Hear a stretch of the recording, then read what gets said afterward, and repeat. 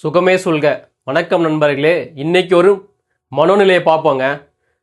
எதுவுமே நடக்க மாட்டிருக்கு, எனக்கு மட்டும் பிரச்சனை வருது அப்படின்ற மனோநிலைக்குள்ள ஒரு குட்டியாக ஒரு மனோநிலை இருக்கும். அது என்ன அப்படி தெரியுங்களா?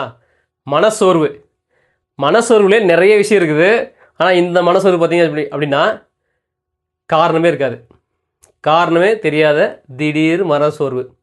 வெளிப்படையாக சொல்லவே முடியாது, இதுதான் சோர்வு அப்படின்னு சொல்ல முடியாது. அதாவது இப்போ உங்களுக்கு எதுவுமே நடக்க மாட்டேருக்கு, உங்களுக்கு கூட பிரச்சனை வருது. இதுக்கு ஏதாவது காரணம் தெரியுமா? எனக்கு மட்டும் ஏன் பிரச்சனை வருதுன்னு காரணம் தெரியுமா? தெரியாதுல்ல. அந்த மாதிரி காரணமே தெரியாமல் மனசோர்வு வருவாங்க. மனசோர்வில் காரணமே இருக்காது, வெளிப்படுத்தவே முடியாது, வெளிப்படுத்த சொல்ல முடியாது. இதுதான் காரணம் நம்மளால் விளக்கவே முடியாது. உங்களால் விலைக்கு சொல்ல முடியுமா? அப்படி ஒரு மனசோர்வு இருக்குது தெரியுங்களா? நல்லாவே பேசிட்டு சிரிச்சுக்கிட்டு இருப்பாங்க, திடீர்னு பார்த்தா அப்படி சைலண்ட் ஆகிடுவாங்க.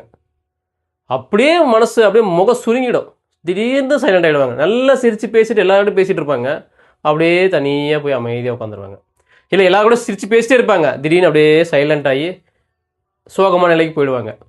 மனசோர்வு காரணமே தெரியாது, காரணமே டிஃபைன் பண்ண முடியாது. அதுக்கு இந்த மஸ்டர்ன்னு சொல்லக்கூடிய மலர் மருந்து ஒரு நல்ல மருந்தாக இருக்கும்.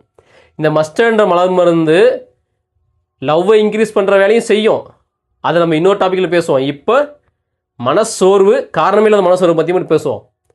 அதாவது நமக்கு மட்டும் ஏன் இப்படி நடக்குதுன்னே தெரியல, எனக்கு எதுவுமே நடக்க மாட்டேருக்குது, பிரச்சனைகளும் எனக்கு தான் வருது. அதுக்கு எப்படி காரணம் தெரியலையோ அதே மாதிரி இந்த மனசோர்வுக்கும் காரணம் தெரியாது. மனசோர்வுக்கு காரணமே தெரியாதுங்க, காரணத்தை சொல்ல முடியாது.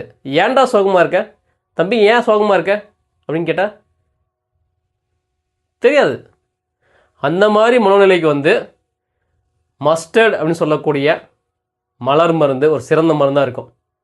இந்த மருந்து உங்களுக்கு வேணும் அப்படின்னா உங்களுடைய ஹோமியோபதி மருத்துவரை பார்த்து அவருடைய ஆலோசனை நீங்கள் எடுத்துக்கலாம். நன்றி, வணக்கம்.